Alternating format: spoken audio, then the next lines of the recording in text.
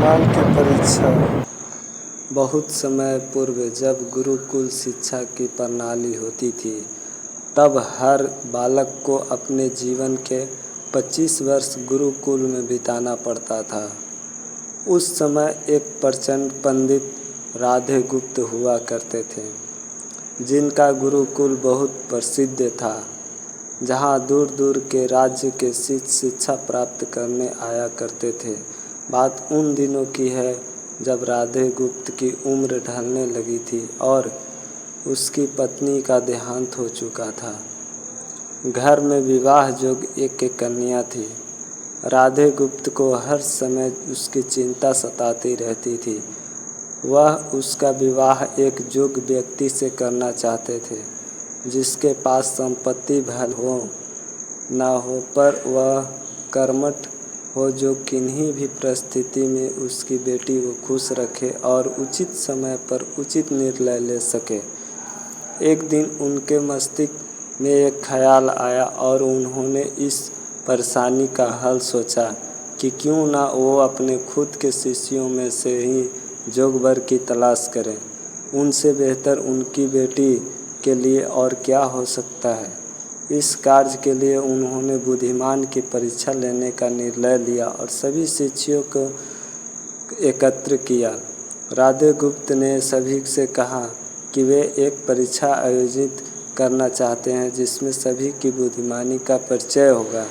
उन्होंने सभी से कहा कि उन्हें अपनी पुत्री के विवाह की चिंता है, जिसके लिए उनके पास पर्याप्त धन नहीं है। इसलिए वो चाहते हैं कि उनके शिष्य विवाह में लगने वाली सभी सामग्री कैसे भी करके एकत्र करें, भले ही उसके लिए उन्हें चोरी करने का रास्ता चुनना पड़े, लेकिन उन्हें चोरी करता कोई भी देख न सके। इसी एक शर्त का पालन सभी को करना है। अगले दिन से सभी शिष्य कार्य में जुट गए। रोजाना कोई न कोई तरह तरह की वस्तुएं चुरा कर लाता और राधा गुप्त को दे देता। राधा गुप्त उन्हें एक विशेष स्थान पर रख देते, क्योंकि परीक्षा के बाद यह सभी वस्तुएं उनके मालिक को वापस करना जरूरी था, क्योंकि वे अपने शिष्य को सही ज्ञान देना चाहते। सभी शिष्य अपने अपने दिमाग से कार्य कर रहे थे, लेकिन इनमें से एक चुपचाप गुरुकुल में बैठा हुआ था, जिसका नाम रामास्वामी था।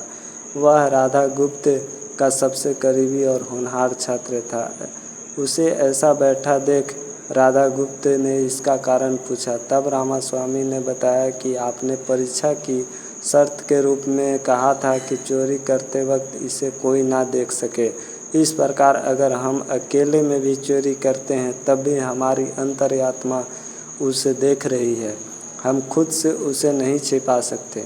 इसका अर्थ यही है कि चोरी करना व्यर्थ है।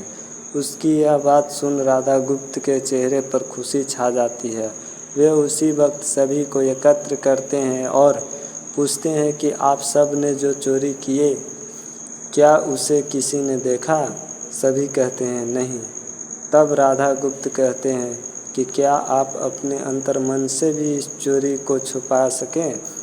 सभी के बात समझ आ जाती है और सबका सिर नीचे झुक जाता है, सिवाय रामास्वामी के। राधा गुप्त रामास्वामी को बुद्धिमानी की परीक्षा में अव्वल पाते हैं और सभी के सामने कहते हैं कि यह परीक्षा मेरी पुत्री के लिए उचित वर तलाशने के लिए रखी गई थी।